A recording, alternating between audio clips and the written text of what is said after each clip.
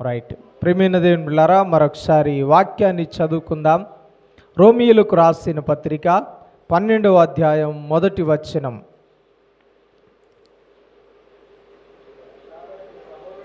కాబట్టి సహోదరులారా, పరిశుద్ధమును దేవునికి అనుకూలమునైన సజీవ యాగముగా మీ శరీరములను ఆయనకు సమర్పించుకొనుడి. దేవునికి స్తోత్రం. హల్లెలూయా. అందరికీ మరొకసారి నిండు వందనాలండి. వందనాలు. ఈ యొక్క సమయంలో అందరూ బాగున్నారు కదా? రైట్. ఈ యొక్క సమయంలో ఒక మాటను మనం చదివి ఉన్నాం. రోమీయులకు రాసిన పత్రిక 12వ అధ్యాయం 1వ వచనం. నిజంగా ఈ వాక్యాన్ని మనము చదివినప్పుడు మీరు ఎన్నోసార్లు చదివి ఉండవచ్చు. అయినప్పటికీ మరొకసారి ఆ వాక్యం వైపు చూస్తే, పౌలు రోమియోలతో మాట్లాడుతున్న సందర్భం, రోమా పట్టణానికి, రోమాలో ఉన్న దేవుని పిల్లలకు వివరిస్తున్న ఒక అమూల్యమైన మాట మనం గమనిస్తే, ప్రియమైన దేవుని బిడ్డలారా, ఇదిగో దేవునికి అనుకూలమైన సజీవ యాగముగా మనల్ని మన శరీరములను మనల్ని ఏం చేయాలంట? సమర్పించుకొనమంటున్నాడు. అయితే ప్రియమైన దేవుని బిడ్డలారా, మనము సజీవ యాగముగా సమర్పించుకోవాలి అని మాట్లాడుతున్నాడు. మన శరీరములను సజీవ యాగముగా మనం ఆయనకు సమర్పించుకోవాలి. దీనినే ఇంగ్లీష్లో ఏమని మాట్లాడుతున్నాడు? లివింగ్ సాక్రిఫైస్, అంటే ఒక త్యాగపూరితమైన సమర్పణ అని కూడా మనం మాట్లాడవచ్చు. ఏంటంట? త్యాగపూరితమైన సమర్పణ మనము చేయాల. మనము సజీవ యాగముగా మన శరీరములను దేవునికి సమర్పించుకోవాలా. చూడండి, ఒక విషయాన్ని చాలా జాగ్రత్తగా మనం ఆలోచన చేద్దాం. ఎవరికి సమర్పించుకుంటున్నారు ఈ లోకంలో మనం ఆలోచన చేస్తే, చాలామంది ఏ రీతిగా సమర్పించుకుంటున్నారు అని ఒక విషయాన్ని మనం మాట్లాడగలిగితే, చాలామంది పాపానికి తమను తాము సజీవ యాగముకు సమర్పించుకుంటూ ఉన్నారు. చాలామంది తాగుడికి తమ జీవితాలను సమర్పించుకుంటూ ఉన్నారు. ఇక బ్రతుకున్నంత వరకు ఇదే నా జీవితం, ఇదే నా బ్రతుకు, ఇక ఉదయం లేస్తే అదే. అలాగే మనము లోకములో చూస్తే, ప్రియమైన దేవుని బిడ్డలారా, భార్య భర్తకు తనను తాను సమర్పించుకుంటుంది. ఎలాగంటే, తన సమస్తాన్ని విడిచిపెట్టి, తన ఇష్టాలను విడిచిపెట్టి, తనకున్న ఆశయాలు, అవసరతలు ప్రతిదాన్ని విడిచిపెట్టి తన యొక్క భర్తకు తనను తాను ఏం చేస్తుందండి? త్యాగం చేసుకుంటుంది. ఏ రీతిగా త్యాగం చేసుకుంటుంది మనకు తెలుసు. తన ఇంటిని, తన ఊరిని, తన కన్నవారిని, తన ఇష్టమైన వారిని అందరిని విడిచిపెట్టి, ప్రియమైన దేవుని బిడ్డలారా, ఇదిగో తన భర్త కొరకు తనను తాను ఏం చేస్తుంది? సమస్తాన్ని విడిచిపెట్టి తనకు తాను అప్పగించుకుంటుంది. అయితే శిరస్సయ్యున్న దేవునికి మనము కూడా శరీర భాగాలుగా మనము మార్చబడాలంటే ఏం చేయాలి తెలుసా? శిరస్సయ్యున్న దేవునికి మనం ఏం చేయాలంటే, మనల్ని మనం ఏం చేసుకోవాలంట? సమర్పించుకోవాల్సిన అవసరం ఉంది. దానిని ఏమన్నాడంటే లివింగ్ సాక్రిఫైస్. దానిని ఏమంటున్నాడంటే త్యాగపూరితమైన సమర్పణ. త్యాగపూరితంగా నువ్వు అర్పించుకోవాలా. నీకంటూ ఏమీ కూడా ఉండకూడదు. ఏమండి? భార్య భర్త కొరకు ఏం చేయాలో తనను తాను ఏం చేస్తుందండి? సమర్పించుకుంటుంది. భర్త కొరకు ఏది ఇష్టమో దాన్ని చేయడానికి ఇష్టపడుతుంది. తన ఇష్టాలను అన్నిటిని పక్కన పెట్టి ఏం చేస్తుందంటే భర్త కొరకు తనను తాను సిద్ధపరచుకుంటుంది. వివాహమైన తర్వాత తనను తాను అత్తారింటికి ఎలాగ వెళ్ళాలో, ఎలాగ మెలగాలో తనను తాను ఏం చేస్తుందంటే మెల్ట్ చేసుకుంటుంది. ఇదిగో వాతావరణం అనుకూలంగా లేకపోయినా, తనకు పరిస్థితులు అనుకూలంగా లేకపోయినా, అదే రీతిగా తన ఇష్టాలకు అనుకూలంగా లేకపోయినా, ప్రియమైన దేవుని బిడ్డలారా, ఇదిగో భర్త కొరకు భార్య ఏం చేస్తుందంటే తనను తాను సిద్ధపరచుకుంటుంది. ఈరోజు నీవు నేను ప్రేమైన దేవుని బిడ్డలారా, శిరస్సు ఉన్న దేవునికి మనం అలా సమర్పించుకోవాలి. అందుకని దేవుడు ఒక ఆలోచన చేస్తున్నాడు మన కొరకు. తన కొరకు మనల్ని ఏం చేయాలా, మనం ఏం చేయాలంటే తన కొరకు పూర్తిగా మనం ఏం చేయాలంట, మన జీవితాన్ని అంతటిని అర్పించుకోవాలని ఆయన ఆశపడతాడు. ఇంకా మనము మాట్లాడుతున్నట్లయితే మన శరీరానుసారమైన ప్రతిదానిని విడిచిపెట్టి దేవుని కొరకు మనం సమర్పించుకోవాలని దేవుడు ఈ స్థలంలో ఆలోచన చేస్తున్నాడు. మన శరీరమును అనే కాదు, కానీ మన యొక్క ఆలోచనను కూడా పూర్తిగా ఆయనకు సమర్పించుకోవాలన్నది ఆయనకు ఉద్దేశం. అందుకని సజీవ యాగముగా అని మాట్లాడుతూ ఉన్నాడు. ఇదిగో మన ఆలోచనలు, మన సమయాన్ని కూడా దేవుని సమర్పించుకోవాలి. ఇదిగో మన సామర్థ్యాలను కూడా మనం ఏం చేయాలి తెలుసా, దేవుని సమర్పించుకోవాలి. దేవునికి స్తోత్రం. ఏం చేసుకోవాలండి, దేవునికి సమర్పించుకోవాలి. ఇదిగో నీవు ఈరోజు ఒక విషయాన్ని ఆలోచన చేయాలి. భార్య భర్త కొరకు ఎలా సమర్పించుకుంటుందో భార్య కూడా భర్తను అలాంటిదే ఎక్స్పెక్ట్ చేస్తుంది కదండి. భర్త అలాగే నా కొరకు సమర్పించుకోవాలని ఆలోచన చేస్తాడు కదండి. చేస్తారా చేయరా? భార్య ఏ రీతిగా సమర్పించుకుంటుందో భర్త కూడా భార్య కొరకు అలాగా సమర్పించుకోవాలని కోరుకుంటుంది. అలాగే ప్రియమైన దేవుని బిడ్డలారా, దేవుడు నీ కొరకు ఏది చేయాలని నువ్వు ఆశపడుతున్నావో ఇదిగో దేవుడు కూడా అదే ఆలోచన చేస్తున్నాడు. ఏంటో తెలుసా, నీవు దేవుని కొరకు అదే రీతిగా, అదే త్యాగంగా, అదే సజీవ యాగముగా దేవునికి సమర్పించాలని దేవుడు కోరుకుంటూ ఉన్నాడు. కాబట్టి ప్రియమైన దేవుని బిడ్డలారా, ఇక్కడ ఈ విషయాన్ని మనం చాలా జాగ్రత్తగా పరిశీలన చేద్దాం. ఇదిగో ప్రియమైన దేవుని బిడ్డలారా, అప్పుడే మనము దేవుని చిత్తాన్ని లేక దేవునికి సంతోషాన్ని మనం కలిగించగలము. అప్పుడే మనం దేవునికి ఇష్టానుసారమైన జీవితాన్ని, దేవుని చిత్తానుసారమైన జీవితాన్ని మనం జీవించగలం.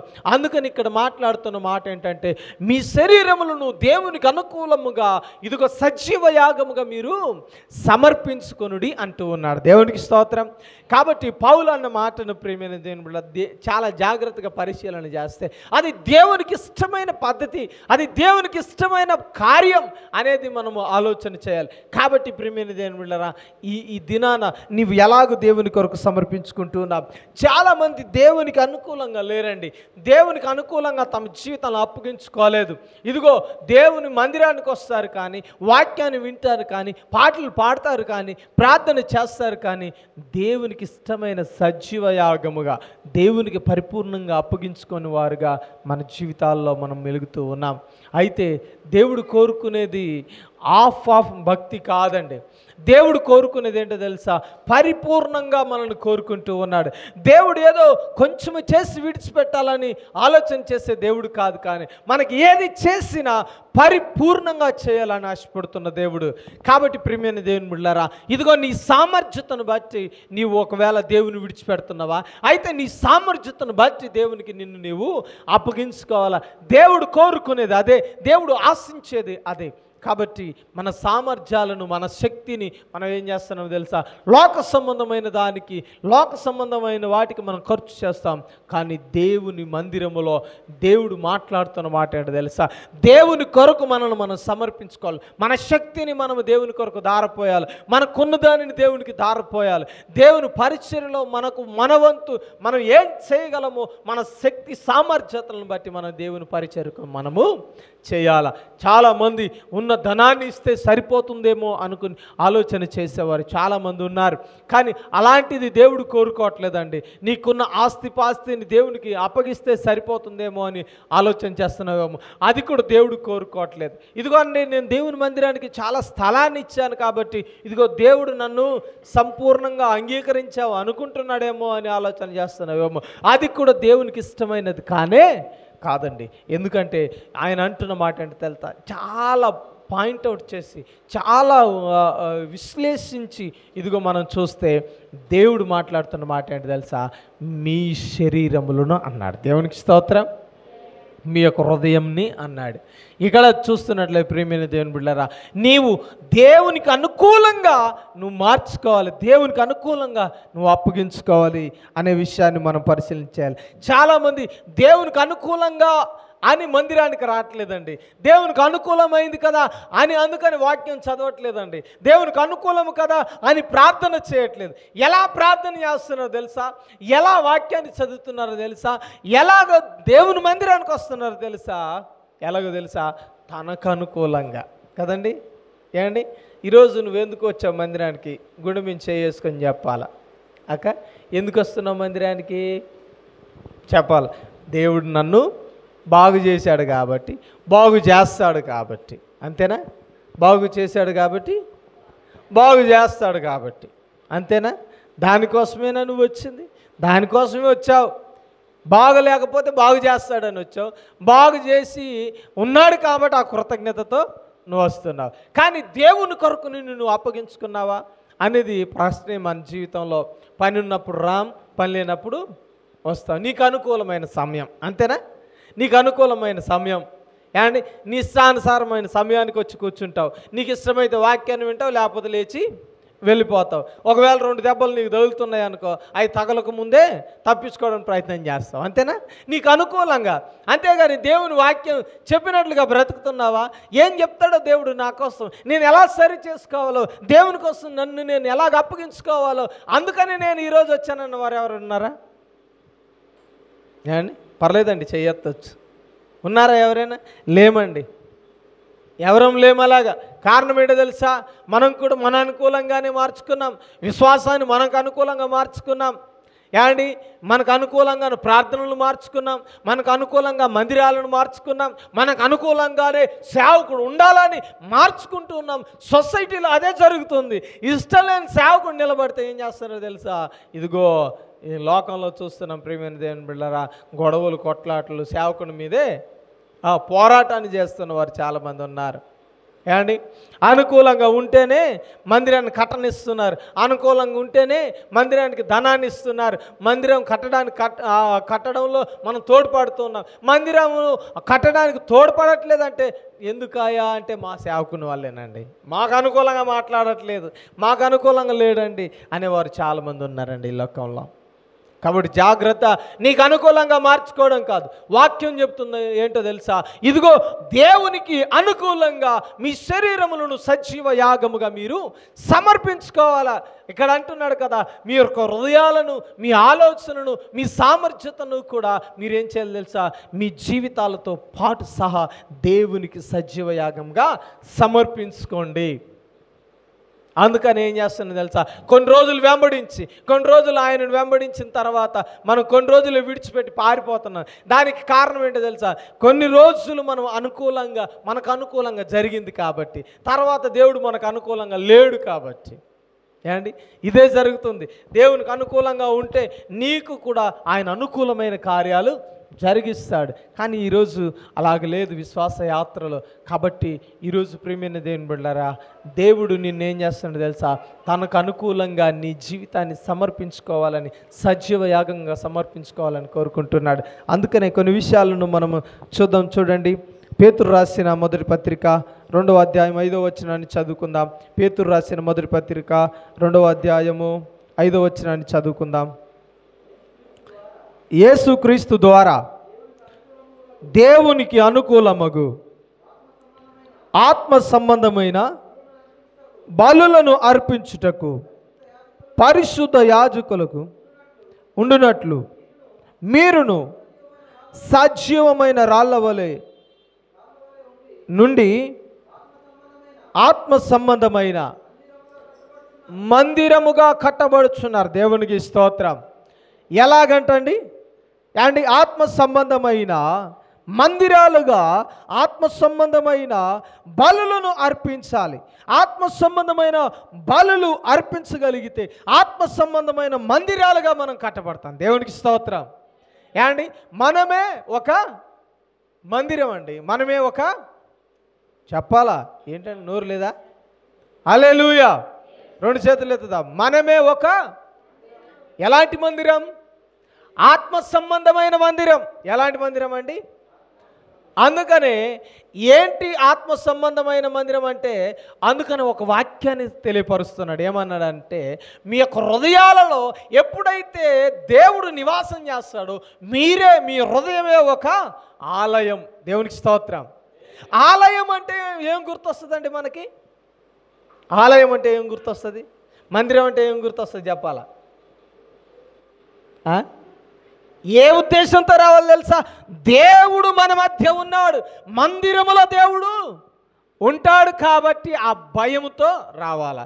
వచ్చి ఎలాగుండాలా? ఒక గుడ్డెట్టు తిరిగినట్టు తిరగాల వచ్చి. ఏండి కాసేపు కూరికి కాసేపు ఏరు మొక్క తల్లి వాసి ఊడరు మొదల ఎలాగుండాలా? కలెక్టర్ ఆఫీస్కి వెళ్తే ఏం చేస్తావు? ఎప్పుడు నన్ను పిలుస్తాడా, నేను వచ్చిన పని అవుతుందా కాదా అని దానికోసం ఏండి దానికోసం వస్తాం, దానికోసమే వెళ్తాం. ఏదైనా అధికారి దగ్గరికి వెళ్తే ఏం చేస్తాం? మన అవసరత ఏంటో తీర్చుకోవడానికి, మన అక్కరేంటో తీర్చగలిగిన వాడి దగ్గరికి ఎందుకు వెళ్తామంటే ఆయన మాత్రమే తీర్చగలడు కాబట్టి. ఆయన కలవడానికి వెళ్ళినప్పుడు ఏం చేస్తామంటే ఆయన పిలిచేదాకా, ఆయన కలిసేదాకా ఏం చేస్తాం తెలుసా? తీక్షణంగా ఆయన వైపు చూస్తూ ఉంటాం. ఒకవేళ అటెండర్ పిలుస్తాడు అనుకో, అటెండర్ వైపు చూస్తూ ఉంటాం. ఆయన ఎటు వెళ్తే అటు వెళ్ళి. ఒక గంట ఎక్కువైంది అనుకో, మళ్ళీ ఏం చేస్తాం?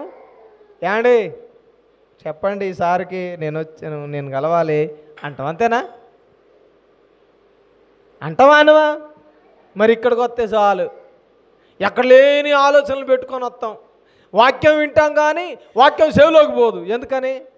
ఆ పత్తి చేను దగ్గర ఈ కూలికి వెళ్ళిన కూలి డబ్బులు వైపో, అయిపోయిన తర్వాత ఒక ఫంక్షన్ ఉందనుకో దాని వైపో, ఈయన ఎప్పుడు వదులుతాడరా నాయన పరిగెత్తుకొని పోయి పుసుక్కున ఆటో వెళ్తుంది అనుకోండి, ఆటోలో నాకు చెప్పిన వాళ్ళు వెళ్ళిపోతున్నారేమో, నేను ఒక్కదాన్ని అయిపోతానేమో, అయిపోయిన తర్వాత నేను ఎలాగెళ్ళాలో అని ఇదే ఆలోచన కలిగి ఉంటాం. కానీ దేవుడు మనతో ఏం మాట్లాడుతున్నాడు, ఎందుకు మనల్ని పిలిచాడు, అసలు ఆయన మందిరంలోనికి వచ్చిన ప్రాముఖ్యమైన సంగతి ఏంటి, అసలు ఆ ప్రాధాన్యత ఎందుకు అనే విషయాన్ని మనం ఆలోచించలేకపోతూ ఉన్నామేమో.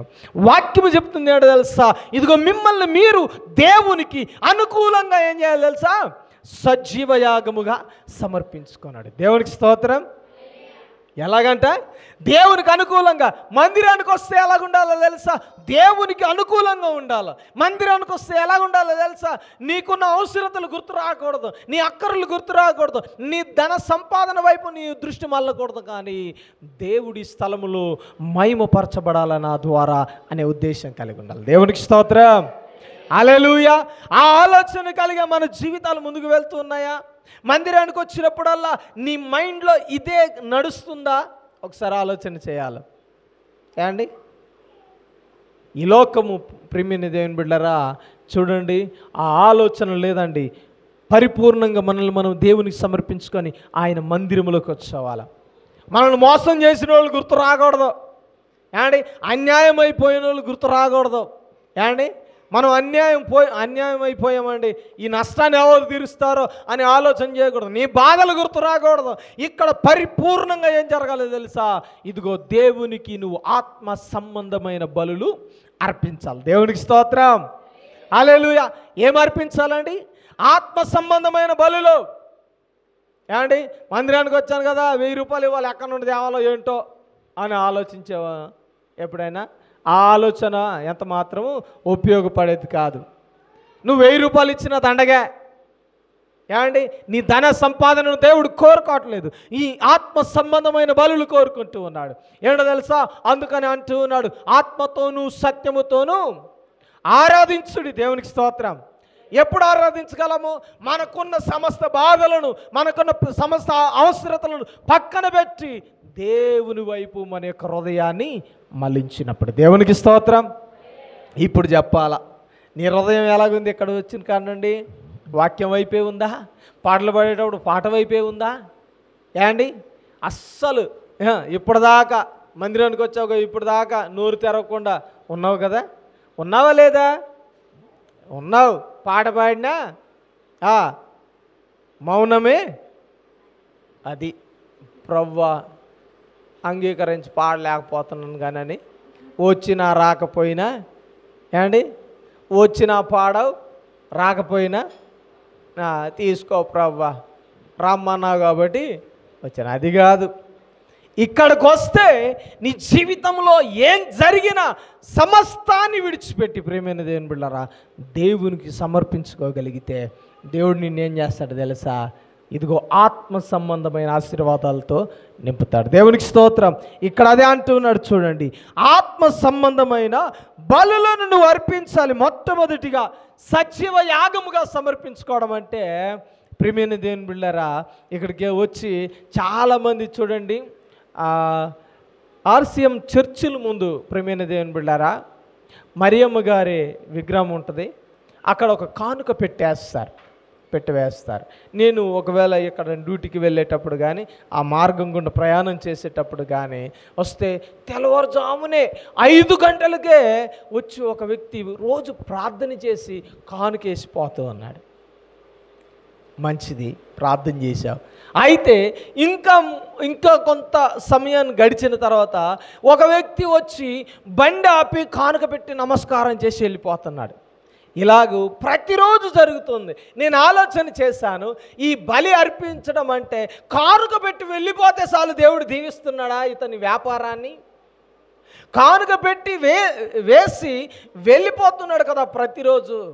అయితే దేవుడు ఇతని వ్యాపారాన్ని, ఇతని పనిని ఫలభరితంగా మారుస్తున్నాడా? దేవుడు అదే కోరుకుంటూ ఉన్నాడా? ఏమండి, నువ్వు ఇచ్చే 100 రూపాయలను బట్టి దేవుడు సంతోషించి, అమ్మాయి 100 రూపాయలు వేసాడరా నాయన, వీడికి 1000 రూపాయలు ఆశీర్వాదం ఇవ్వాలి అనే ఆ ఉద్దేశంతో ఇస్తున్నాడా అని మాట్లాడితే ప్రియమైన దేవుని బిడ్డలారా, అది ఎంత మాత్రము కానే కాదు. ఏదో నువ్వు వచ్చి దండం పెట్టి వెళ్ళిపోతే దానిని దేవుడు కోరుకోవట్లేదు, కానీ నిన్ను నీవు సంపూర్ణంగా అర్పించుకోవడం దేవుడు కోరుకుంటూ ఉన్నాడు. నిన్ను నీవు దేవునికి అంగీకారంగా మార్చుకోవాలన్నది దేవుని ఉద్దేశం.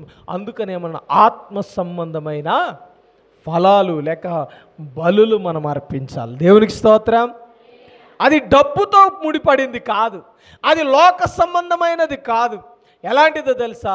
అది హృదయాంతరంగముల నుండి జరిగేది. అందుకని దీన్ని ఏమంటున్నాడంటే, ఇదిగో ఆత్మ సంబంధమైన బలులు అర్పించగలిగితే మనము దేవునికి సజీవ యాగముగా సమర్పించుకున్నట్లే. దేవునికి స్తోత్రం. అందుకని ప్రియమైన దేవుని బిడ్డలారా, వేటిని చేయడానికి ఇష్టపడుతూ ఉన్నారు? నీ దగ్గర రూపాయి లేదు కానుక వేయడానికి, అయినా పర్వాలేదు, దేవుని సన్నిధికి రా, మోకరించు, నిన్ను నువ్వు పరిపూర్ణంగా సమర్పించుకో, అయినా సరే దేవుడు నిన్ను అంగీకరిస్తాడు. లేదండి 1000 రూపాయలు పెట్టేసి నేను వెళ్ళిపోతానండి, పర్లేదండి, దేవుడు క్షమిస్తాడులే, 1000 రూపాయలు పెట్టాను కదా అంటే దాన్ని అంగీకరించాడు. అది లెక్కలోనికి రాదు, అది అవసరం లేదు దేవునికి. కారణం ఏంటో తెలుసా? ఆయన కోరుకునేది ఆత్మ సంబంధమైన బలులు. దేవునికి స్తోత్రం. చెప్దామా ఎలాంటి బలులు అండి? ఆత్మ సంబంధమైన బలులు కోరుకుంటున్నాడండి, దానినే నీలో నుండి ఆశిస్తున్నాడండి. అందుకనే ఒక సహోదరుడు చెప్పిన సాక్ష్యం ఎంతగా నా యొక్క హృదయాన్ని కదిలించిందంటే, అతనికి ఒక జేసీపీ ఉంది. అంటే జేసీపీ తెలుసు కదా. ఆ సహోదరుడు అన్న మాట ఏంటంటే, ఒకరోజు 12 పిలిపిస్తే మేము కూడా ఆదివారం ఆరాధన అయిపోయింది, సాయంకాల సమయంలో ఆయన పిలిపిస్తే ఆయన ఒక మాట అన్నాడు. ఏంటో తెలుసా? ఆదివారం నేనేటు రాను అన్నాడు. ఏమండి, ఏమన్నాడు? ఆదివారం ఎటు రాను. మా దగ్గరికి వస్తే ఎంత వస్తుంది తెలుసా? ఒక 10,000 రూపాయలు వస్తాయి. ఎంత వస్తాయి? ఒక 10,000 రూపాయలు వస్తాయి. అయినా సరే ఆయన అన్నాడు ఏంటో తెలుసా? అయ్యా మేము రాము, ఆదివారం ఎవరు పిలిచినా 1,00,000 రూపాయలు ఇచ్చినా నేను రాను. ఎందుకో తెలుసా? అది దేవుని సమయం, దేవునికి నేను అర్పించిన సమయం అది. ఏమండి, ఆఖరికి అయ్యా ఇది కూడా పరిచర్యే అని పిలిస్తే వచ్చాడు. ఏమండి, ఇది కూడా పరిచర్యనయ్యా అని పిలిస్తే తప్ప రాలే. ఏమండి, నా గురించి తెలుసు కదండి, నేను రాను కదా ఆదివారం, మీరు ఎట్లా పిలిచారంట? అయ్యా ఇది కూడా పరిచర్యే అని ఒప్పిస్తే తప్ప రాలా. ఏమండి, ఎంత అండి వచ్చేది? ఆ ఫోన్ కాల్తో ఆయన ఒక సిద్ధపడి వస్తే ఎంత వస్తుంది? ఎంత వచ్చిందో తెలుసా? దాదాపు 6,000 రూపాయలు అండి. ఒక గంటన్నర కష్టపడితే 6,000 రూపాయలు. వాటిని కూడా వద్దన్నాడు. పొద్దాక పని చేస్తే 20-30 వేలు వస్తాయి, అయినా వాటిని కూడా వద్దంటున్నాడు. ఏమండి, నేను 1000 ఎక్కువ అయినా పర్లేదంటే, అయ్యా మీరు 10,000 ఇచ్చినారా అని నేను అన్నాడు. ఈరోజు ప్రియమైన దేవుని బిడ్డలారా, ఒక 500 అవసరమతికే ఆగిన ఏమండి, ఆయన అన్నమాట. ఆ సహోదరుని పరిచయం చేస్తాను, జగన్నాథపురమే. ఎక్కడో కాదు, ఎక్కడ స్టోరీ అనుకుంటున్నారేమో, జగన్నాథపురమే. గడిచిన 2 వారాల క్రితం జరిగిన సన్నివేశం. కారణం ఏంటో తెలుసా? తమను తాము అర్పించుకున్నారు. ఎలాగో తెలుసా? దేవునికి తమను తాము అనుకూలపరుచుకున్నారు. దేవునికి స్తోత్రం. ఎలాగో తెలుసా? తమను తాము దేవునికి ఆత్మ సంబంధమైన బలులు అర్పించడానికి సిద్ధపడ్డారు. నీ జీవితంలో నీవు అర్పించలేకపోతున్నావా? శరీర సంబంధమైన వాటిని మాత్రమే అర్పించి ఏదో చేతులు దులుపుకుంటున్నావేమో. దేవునికి ఇష్టం లేదండి, ఖచ్చితంగా దేవునికి ఇష్టం లేదు. ఏది ఇష్టమో తెలుసా? ఆత్మ సంబంధమైన బలులే ఆయనకి ఇష్టము. దేవునికి స్తోత్రం. కాబట్టి ఒక విషయాన్ని పరిశీలన చేసుకోవాలా. అందుకనే ఇదిగో ఒక మాట తెలియపరుస్తూ ఉన్నాడు. యెహోవా మందిరములో ఒక్క దినము గడుపుట 1000 దినముల కంటే శ్రేష్టమైనది. ఎప్పుడు తెలుసా? ఆత్మ సంబంధమైన బలులు నువ్వు అర్పించినప్పుడు, ఆత్మ సంబంధంగా నిన్ను నువ్వు దేవునికి అనుకూలంగా మార్చుకున్నప్పుడు. అందుకనే ప్రియమైన సహోదరులారా జాగ్రత్తగా ఆలోచన చేయాలి. మీ జీవితాలను ఖచ్చితంగా వ్యర్థపరచుకోకండి, ఖచ్చితంగా దేవునికి దూరంగా ఉండకండి. ఇదిగో ఖచ్చితత్వము కలిగి దేవుని మందిరంలో నువ్వు ఉండాలి. దేవునికి స్తోత్రం. దేవునికి అనుకూలంగా మార్చుకోవాలా. అర్థమైందా? ఉద్యోగం చేస్తున్నావా? అయితే సెలవు పెట్టి ఏం కాదు, నష్టమేం రాదు. వస్తుందా? నష్టమేం కలిగించడు. ఒకవేళ పని చేస్తున్నావా? ఒక్కరోజుకేమి లక్షలు కూడబెట్టలేవు. నీ శక్తితో, నీ సామర్థ్యముతో పక్కన పెట్టాయి ఎంతున్నా. దేవుడు దీవెన అప్పుడు చూస్తావు. మనమేం దేవుని కొరకు మనం పక్కన పెట్టుకోం. మనకు వచ్చిందేమో ఎలాగుందో తెలుసా? ఒక మాట చెప్తాను, జాగ్రత్తగా వినండి. ఎలా ఉందో తెలుసా? సిల్లుపడిన సంచిలా ఉంది మన వ్యవస్థ, మన ఉద్యోగము, మన వ్యాపారము, మన యొక్క చేసే వ్యవసాయ పని. అంతేనా? సంవత్సరం అంతా కష్టపడుతున్నావు, వెనక్కి తిరిగి చూస్తే ఏమీ మిగలట్లేదు, కుటుంబంలో ఏ ఆశీర్వాదం లేదు. మరి ఏమైపోతుంది నీ ఆత్మీయ జీవితం? ఏమైపోతుంది నీ ఆత్మీయ జీవితంలో? ఆ యొక్క ఫలాలన్నీ ఏమైపోతున్నాయి అంటే ఒకటే ఒక విషయం, ఆత్మ సంబంధమైనవి అర్పించడానికి నువ్వు వెనుకంజేస్తున్నావు, వెనుకబడిపోతున్నావు. దానికి కారణం ఏంటో తెలుసా? లోక సంబంధంగా నువ్వు ఆలోచన చేస్తున్నావు. కానీ దేవుడు కోరుకునేది ఏంటో తెలుసా? శరీర సంబంధంగా కాదు, ఆత్మ సంబంధమైన వాటిని ఆయన అంగీకరిస్తూ ఉన్నాడు. ఒకవేళ నువ్వు ఇచ్చేది పరిచర్యకు ఉపయోగపడుతుందేమో, కాదనట్లేదు.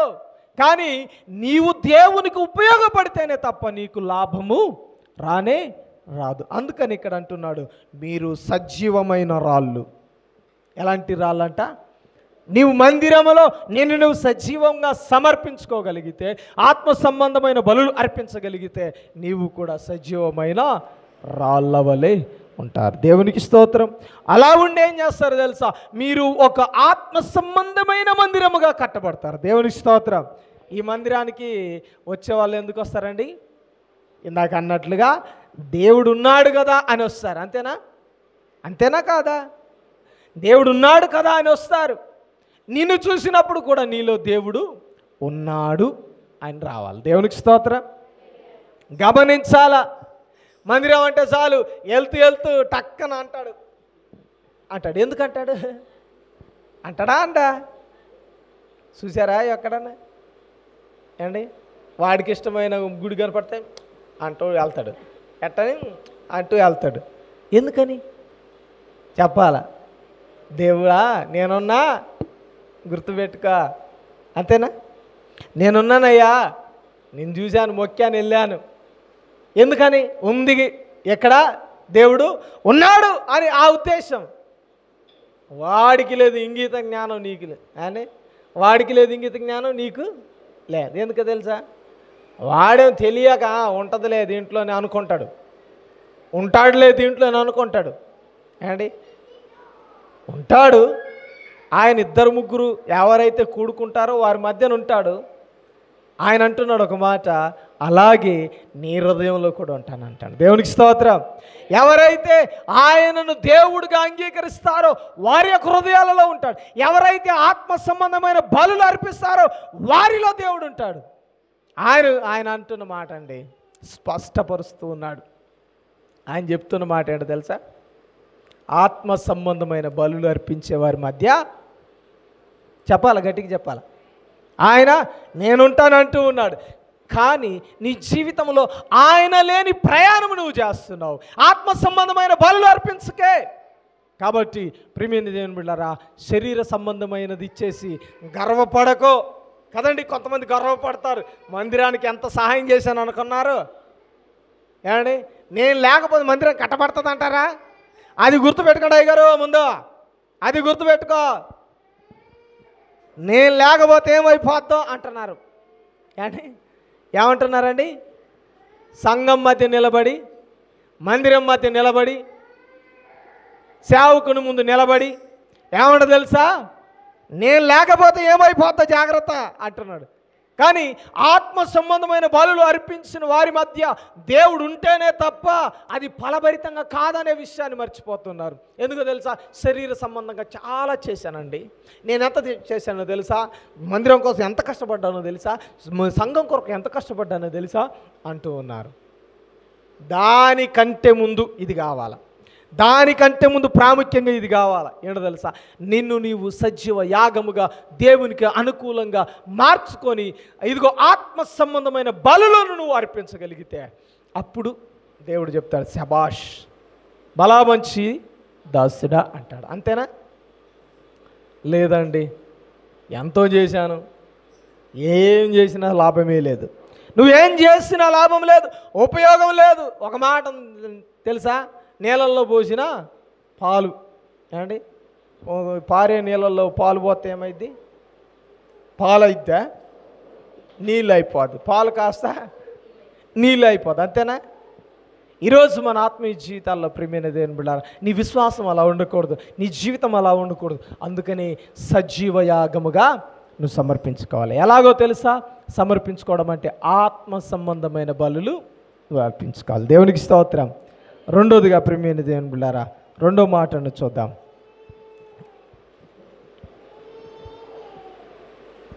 హెబ్రీయులకు రాసిన పత్రిక 13వ అధ్యాయం, హెబ్రీయులకు రాసిన పత్రిక 13వ అధ్యాయం 15వ వచనాన్ని చదువుకుందాం.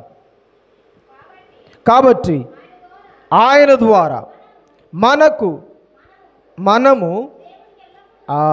ఆయన ద్వారా మనము దేవునికి ఎల్లప్పుడూ స్తుతి యాగమును చేయుదుము, అనగా ఆయన నామమును ఒప్పుకొనుచు జీవ ఫలమును అర్పించుదాము. దేవునికి స్తోత్రం. హల్లెలూయా. ఏంటంట? ఏండి, దేవుని ఎల్లప్పుడూ కూడా మనం ఏం చేయాలంట? ఇక్కడ మాట్లాడుతున్న మాట ఏంటయ్యా అంటే, ఎల్లప్పుడూ స్తుతి యాగము చేయుదుము, ఇదిగో అనగా ఆయన నామమును ఒప్పుకొనుచు జీవ ఫలమును అర్పిద్దాం. దేవునికి స్తోత్రం. ఏంటంట? ఆయనకు ఎల్లప్పుడూ స్తుతి యాగము మనం చేయాల. సజీవ యాగంగా సమర్పించుకోవడం అంటే ఏంటంటే, ఎల్లప్పుడూ కూడా పూర్ణ మనసుతోనూ, పూర్ణ ఆత్మతోనూ, పూర్ణ ఇదిగో హృదయముతోనూ మనం ఏం చేయాలి తెలుసా? స్తుతి యాగం చేయాలి. దేవునికి స్తోత్రం. ఇందాక అందుకని ఒక మాట అన్నాను, పాట పాడుతుంటే మనందరిలో పరిపూర్ణత కనపడాలా అంటే అందరూ కూడా ఆ పాటలో ఏం చేయాలి తెలుసా? ఒక విధంగా ఆ పాటను మైమరిచిపోవాలి అందరూ. ఏమండి, ఆరాధన చేసేటప్పుడు కళ్ళు మూసుకొని అందరూ స్తుతి చెల్లిస్తూ ఉంటారు కదండి. అలాగా మనందరిలో ఏమవ్వాలి తెలుసా? మనము స్తుతి చెల్లిస్తూ ఉండాలి, లీనమైపోవాలి. ఒక మాట చెప్పాలంటే ఏమండి, ప్రార్థనకు వస్తేవాయే వచ్చి ఎలాగో తెలుసా? బెదిరిస్తా గొడ్డినామంతే బెలా బురువెచ్చి పాట పాడమంటే ఇంతే.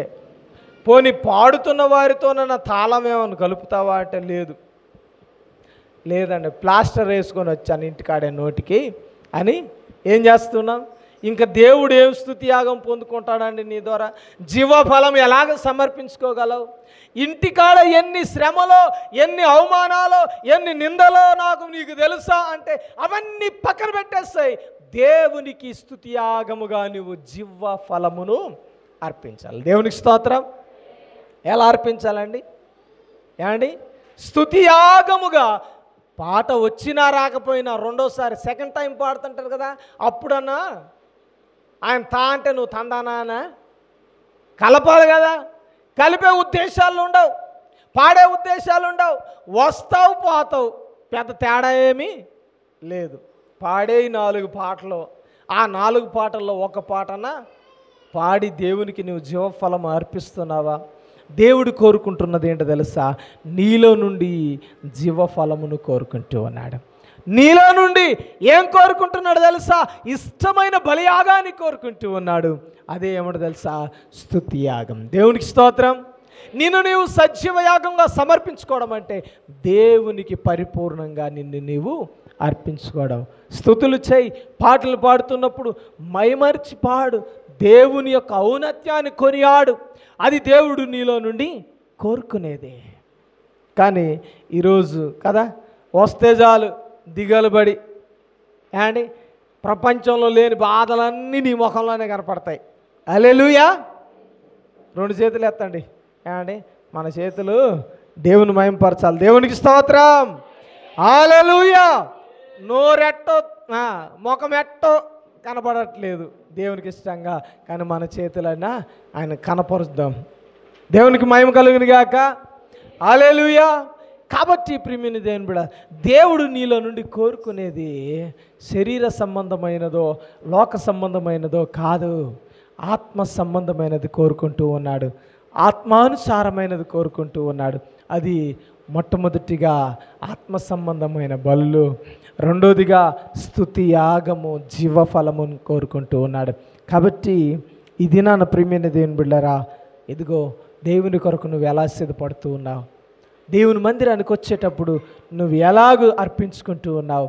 ఇదిగో అన్న అక్క, ఒక విషయాన్ని స్పష్టంగా అర్థం చేసుకోవాలా? దేవునికి మనల్ని పరిపూర్ణంగా సమర్పించుకోగలిగితేనే దేవుడు మనల్ని ఆశీర్వదించడానికి ఇష్టపడతాడు. అప్పుడే దేవుడు మనల్ని ఆశీర్వాదకరంగా మార్చడానికి ఇష్టపడతాడు. మరి నీ జీవితం ఎలాగుందో ఒకసారి పరీక్షించుకో, సరి చేసుకో, సజీవ యాగంగా దేవుడికి సమర్పించుకో. దేవుడు ఈ విషయాన్ని బట్టి నీ జీవితంలో నూతనమైన మేలులు జరిగించునుగాక, నూతన కార్యాలు నీ జీవితంలో జరిగించునుగాక. ఈరోజే ఆత్మ సంబంధమైన బలులు అర్పించుదురుగాక, సజీవ యాగంగా ప్రతి ఒక్కరు సమర్పించుకుందురుగాక. కాబట్టి ఇది మనల్ని మనం సమర్పించుకుందాం, దేవునికి ఇష్టంగా మార్చుకుందాం. కొద్ది మాటలు దేవుడు దీవించునుగాక. ఆమేన్.